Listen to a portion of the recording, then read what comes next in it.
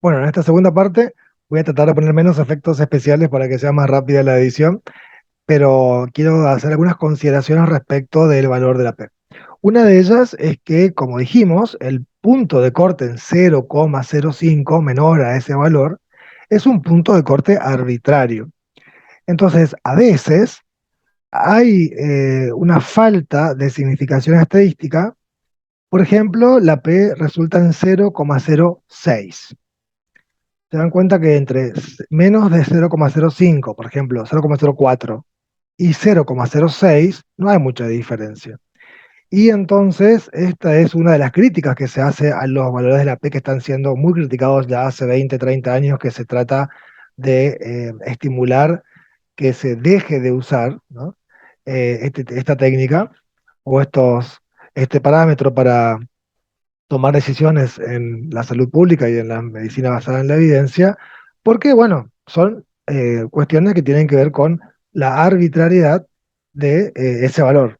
Entonces, a veces puede ocurrir que se descarten resultados que podrían ser clínicamente importantes solamente porque le falta una centésima a ese punto de corte que es arbitrario.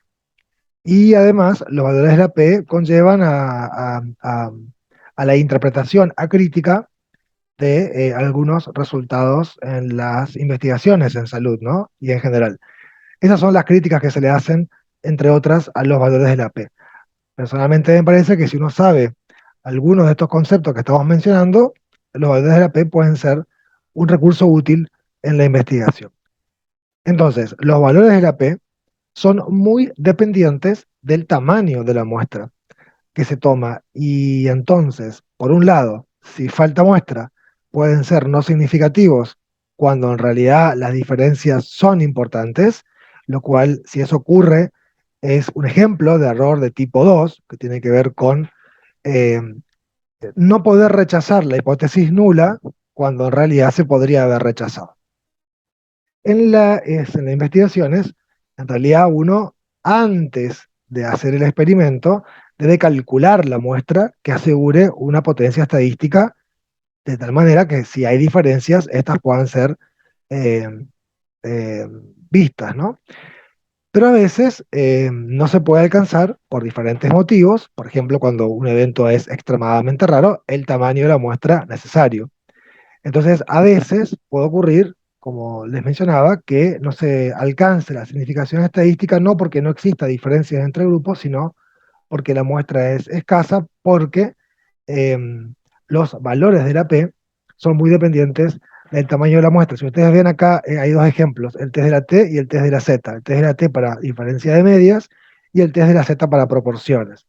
En ambos casos y en todos los test estadísticos de hipótesis vamos a encontrar que el tamaño de la muestra está en el denominador de los test estadísticos. Es decir, los valores de T o de Z van a ser inversamente proporcional al tamaño de la muestra y es por eso que son muy sensibles a este detalle.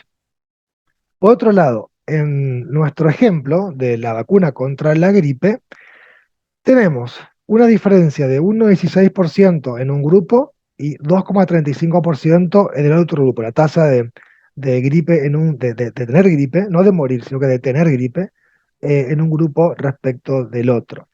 Las diferencias son estadísticamente significativas. El valor de la P es menor a 0,05. Pero sin embargo, nos tenemos que preguntar si esa diferencia de 1 contra 2%, para redondear, es clínicamente importante. Es decir, en el grupo vacunado hubo un 1% de personas que tuvieron gripe y en el grupo no vacunado un 2% de personas que tuvieron gripe. La pregunta es, 1 versus 2% es estadísticamente significativo, pero es clínicamente importante, más cuando estamos hablando de tener gripe, no de morir por gripe, ¿no? Y eso es una gran distinción que no tiene una respuesta estadística. Eso depende del juicio crítico del lector. Si usted piensa que 1 versus 2% de probabilidad de tener gripe, si eso es importante desde el punto de vista clínico, tal que justifique el uso de la vacuna. Nosotros podríamos orientarnos en este juicio clínico, eh, calculando, como ya sabemos, el riesgo relativo, el riesgo atribuible y en particular el NNT, que acá está calculado, y que da 84. Entonces deberíamos vacunar a 84 personas para evitar que una tenga gripe. Y a partir de ahí cada uno debería opinar si conviene o no conviene aplicar esta vacuna. El hecho de que el tamaño de la muestra tenga mucho que ver con los valores de la P, y que por eso a veces no se alcance significación estadística, también tiene su reverso, que es que cuando hay un tamaño de la muestra suficientemente grande, cualquier diferencia va a dar estadísticamente significativa. Entonces, siempre, esto es muy importante, siempre que estemos juzgando los resultados de un trabajo en base a los valores de la P, no podemos dejar de preguntarnos si estos resultados, más allá de que sean estadísticamente significativos, son clínicamente importantes. Por supuesto que si un resultado no es estadísticamente significativo, nosotros no podemos descartar la intervención del azar y entonces no podemos tomar ninguna decisión al respecto. Es decir, uno no debería de ninguna manera indicar, por ejemplo, un fármaco que parezca que tenga un efecto clínicamente importante si no tiene ese resultado una diferencia estadísticamente significativa. Así, necesitamos que sean los resultados estadísticamente significativos y además clínicamente importantes. Muy bien, acá hay un ejemplo de la revista JAMA, donde investigadores hicieron un ensayo clínico aleatorio para determinar el efecto de la infusión endovenosa de vitamina C sobre puntuaciones de insuficiencia orgánica mediante un score que se llama score de SOFA. Entonces ellos hicieron un trabajo, como les decía, un ensayo clínico doble ciego aleatorizado, eh, de un grupo de personas fueron sometidas a infusión de vitamina C y otro grupo a placebo. Y en los resultados se observa que la media del score de SOFA, que evalúa la insuficiencia de los órganos, eh, a mayor puntaje es peor la situación del paciente, tuvo una variación que fue de 9,8 a 6,8 puntos en el grupo que recibió vitamina C, es decir, en ese grupo el SOFA inicial, o sea, antes y después de la infusión, disminuyó en promedio 3 puntos, y en el grupo de placebo varió de 10,3 a 6,8 puntos, es decir, una diferencia de 3,5 puntos entre que antes de recibir y después de recibir el placebo. Entonces, se comparan si estas diferencias de tener una variación de 3 puntos o de tener una variación de 3,5 puntos, eso es estadísticamente significativo, sí o no. Y la P da 0,86. Entonces, para ejercitarnos, la hipótesis alternativa en este trabajo sería que el promedio del score SOFA en las personas con infusión de vitamina C es diferente a los que no tienen infusión de vitamina C, es decir, los que usaron placebo. Esa sería la hipótesis alternativa, lo que los investigadores quieren decir. Quieren evaluar que el uso de vitamina C diferencia en cuanto al score de SOFA a las personas que usan placebo. No dicen si para mejor o para peor. Se supondría que sería para mejor, pero en principio en el planteo no dice esa, esa hipótesis si es uni o bilateral, y tal como la plantean, deberíamos asumirla que sería bilateral. Y la hipótesis nula siempre plantea la igualdad entre los dos grupos. Así que la hipótesis nula estaría planteando que el promedio de score SOFA de las personas que usan vitamina C es igual, no es diferente a las personas que usan placebo. Esta P de 0,86 está evaluando la probabilidad de que la hipótesis nula sea cierta. Y esa probabilidad es del 86%. Ya dijimos en la clase pasada que usamos la palabra cierta con precaución, por lo que ya explicamos en el video anterior, pero es más adecuado, más fácil entenderla de esa manera.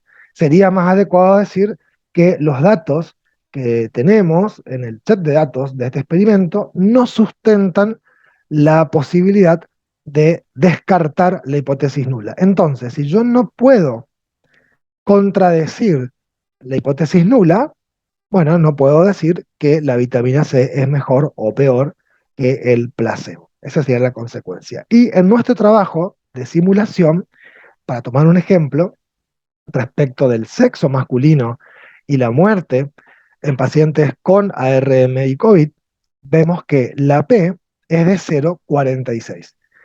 De nuevo, la hipótesis alternativa sería que el riesgo de muerte en los hombres es diferente al riesgo de muerte en mujeres cuando están ventilados por COVID. Esa sería la hipótesis alternativa. La hipótesis nula sería el riesgo de muerte en los hombres es el mismo que el riesgo de muerte en mujeres.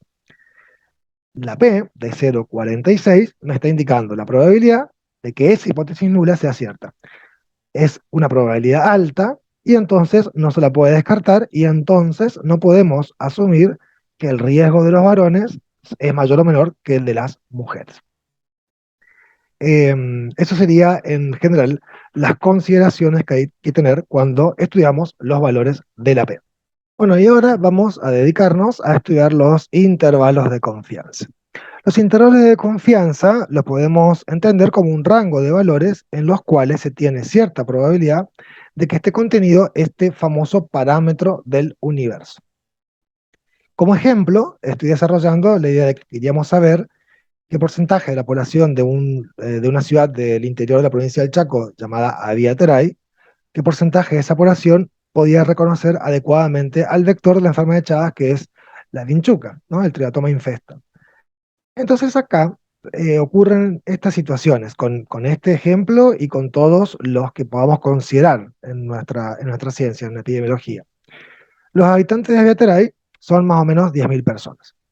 Uno, en este ejemplo, hemos calculado el tamaño de la muestra, que era aproximadamente 600 personas a encuestar, y hemos sorteado manzanas y luego viviendas y luego personas hasta completar las 600 unidades de análisis.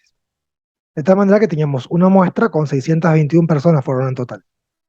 En esa muestra hicimos las mediciones y resultó que el 85,5% de la población de Aviateray reconocía adecuadamente al vector de la enfermedad de Chagas. Pero eso ocurrió en la muestra que nosotros tomamos.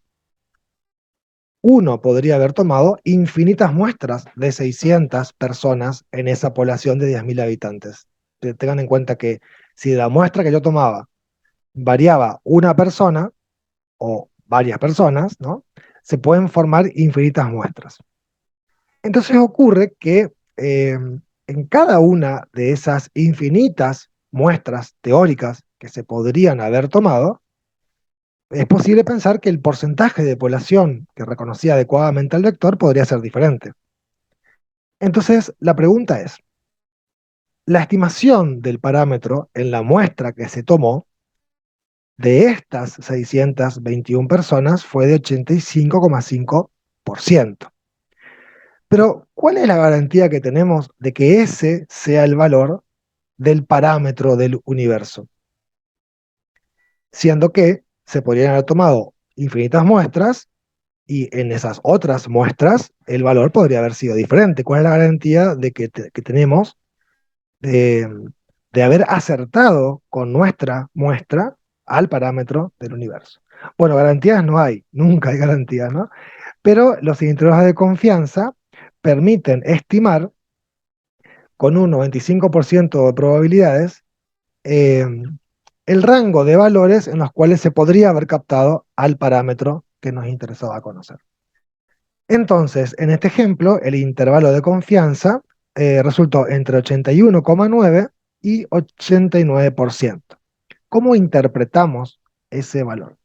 Una posibilidad sería esta. Hay un 95% de probabilidades que el parámetro del universo se haya captado en el intervalo comprendido entre 81,9 y 89%. Esa es una forma de interpretarlo. Presten atención que digo 95% de probabilidades de que el parámetro se haya captado. Esa es una sutileza del lenguaje, porque sería incorrecto decir que el parámetro fuera entre tal y tal valor, ¿no?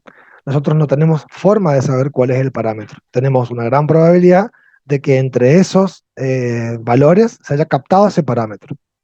Pero podría ser que no, ¿no?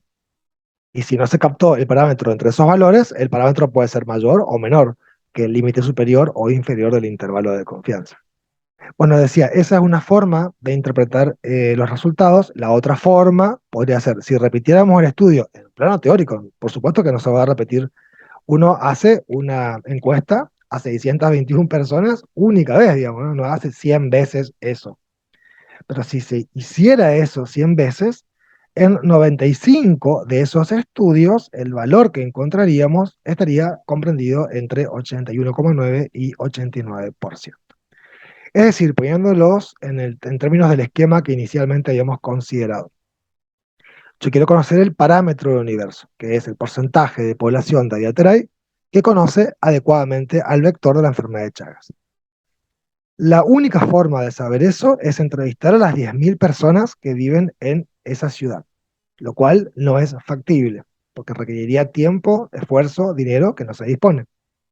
Entonces, se toma una muestra aleatoria de esa población. En esa muestra, de 621 personas en este caso, el estimador resultó en 85,5%. Yo estoy estimando ese parámetro en ese valor. Hay una probabilidad del 95% de que el parámetro, puede ser que no sea 85,5%, pero haya sido contenido en el intervalo que se comprende entre 81,9 y 89%. Vamos a decir, lo cual me remite a la idea que relativamente un buen porcentaje de la población de Aviateray conoce adecuadamente al vector. Pero siempre tengo que tener en cuenta que tengo una cierta probabilidad de que el parámetro no se haya captado en ese intervalo y que entonces en realidad sea mayor o menor de lo que estábamos pensando. Podemos calcular intervalos de confianza de cualquier estadístico. En este caso, que representé recién, lo calculamos, es el intervalo de confianza de una proporción. Pero también podemos calcular, por ejemplo, intervalos de confianza de un riesgo relativo, como en el ejemplo de la vacuna contra la gripe. En donde, de nuevo, ¿no? La población estudiada, que en el metaanálisis dice que fueron 51.724 personas, el riesgo relativo de tener gripe en el grupo vacunado respecto del no vacunado fue de 0,49, sugiriendo que la gripe protege, perdón, que la vacuna contra la gripe protege de la gripe. Y ya vemos nosotros, cuando estudiamos los valores de la P, que calculamos el riesgo relativo y el riesgo atribuible y el NT, reflexionado sobre si eso es o no importante, ¿no? Pero el resultado es 0,49. Muy bien. Pero el universo, que son todos los adultos sanos del mundo, en ese año de ese metaanálisis, ascendía a más de 3.500 millones de personas. Y de esas más de 3.500 millones de personas, hay una muestra de 51.000 personas. Entonces, ¿en qué medida este resultado, el riesgo relativo de esta muestra, que es una de las infinitas muestras del universo, adecuadamente me está reflejando el parámetro del universo? Bueno, el intervalo de confianza que surge de los cálculos eh, resultan entre 0,43 y 0,56. De nuevo, ¿cómo se interpreta esto? Siempre se interpreta de la misma manera. Hay un 95% de probabilidades de que el parámetro del universo, que en este caso sería el riesgo relativo de tener gripe si se está vacunado respecto de si no se está vacunado, hay un 95% de probabilidades de que ese parámetro se haya captado en el intervalo comprendido entre 0,43 y 0,56. O, si repitiéramos el estudio 100 veces, en 95 de esos estudios, los resultados que obtendríamos serían un RR entre esos valores del intervalo de confianza. Hay algunas consideraciones que hay que tener en cuenta cuando evaluamos intervalos de confianza, y les dejé en el campus virtual un texto en formato amigable, un poco divertido, un poco, tiene algunos chistes, qué sé yo, para considerar eh, algunos detalles sobre los intervalos de confianza. Uno de ellos, lo menciono acá, pero lo pueden repasar más adecuadamente en el texto, es que se desea que el intervalo de confianza sea más bien estrecho. Es decir, acá va de 0,43 a 0,56. Sería diferente que fuera de 0,2 a 8, por ejemplo, ¿no? Si uno se imagina la recta numérica, eso sería un intervalo de confianza muy amplio. No hay una forma, no hay una manera estricta de decir qué es estrecho y qué es ancho en la evaluación de los intervalos de confianza. Eso depende del juicio crítico de cada lector. Pero mientras el intervalo de confianza sea más estrecho, los resultados son más precisos, ¿eh? Por motivos que se explican en el texto que los invito a que lean.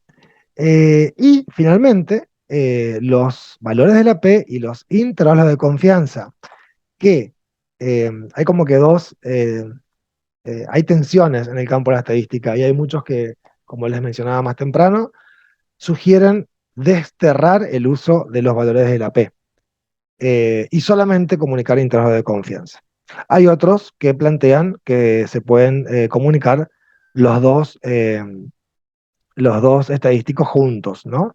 En un uso combinado de los valores de la P y de los intervalos de confianza. Sin duda que no está recomendado solamente presentar valores de la P. Eso es una cosa que hay en general muchísimo consenso, ¿no? La discusión es si con los intervalos de confianza, si se presenta la P con los intervalos de confianza o si no se presenta la P y solo se presentan los intervalos de confianza. Pero nunca deberíamos presentar solamente valores de la P. Hay un artículo que dejé en la bibliografía ampliatoria que dice, ¿valores de la P o intervalos de confianza? ¿En cuáles confiar? ¿No? Hay una polémica ahí en el campo de la ciencia. Bueno, decía, se puede usar de manera combinada, interpretar de manera combinada la información que nos da el valor de la P y los intervalos de confianza. Por ejemplo, en este ejemplo, que son cálculos que acá hice con Epidat, eh, se resuelve de esta forma. El riesgo relativo observado, que es el estimador, es de 0,49, que ya sabemos interpretarlo. El intervalo de confianza dio entre 0,43 y 0,56, que nos dice con un 95% de probabilidades que entre esos valores se podría haber captado el parámetro del universo. Y la P de 1 en 100.000, esa es la probabilidad de que el resultado de riesgo relativo de 0,49 se haya debido al azar.